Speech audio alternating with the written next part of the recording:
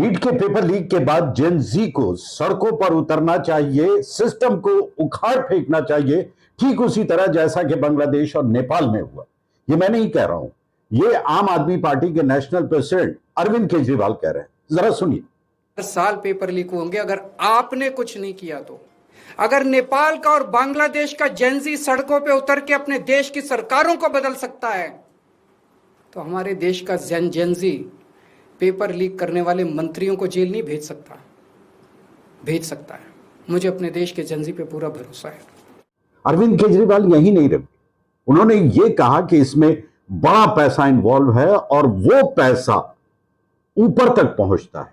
अगर एक के बाद एक दर साल नीट के पेपर लीक हो रहे हैं तो पैसा सबसे टॉप पे पहुंच रहा है, सबसे टॉप पे।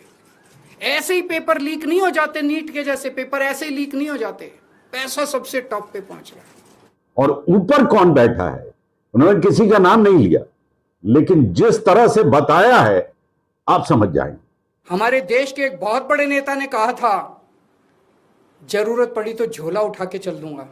तो अरविंद केजरीवाल ये चाहते हैं कि जेनजी सड़कों पर उतरे, आंदोलन करे, क्योंकि उनका भविष्य अंधकारमय हो रहा है। और ये कोई पहली बार नहीं हुआ कि नीट का पेपर लीक हुआ हो। सीधे आरोप लगाइए, जो इस खेल के अंदर शामिल है उनको जेल में भेजिए, सड़कों पे उतरिए, आंदोलन कीजिए और इस घिनौने खेल को बंद कीजिए। अब आगे देखते हैं क्या होता है, लेकिन पूरा विपक्ष इस पर एकजुट हो चुका है और सरकार को घेरने की पूरी तैयारी है।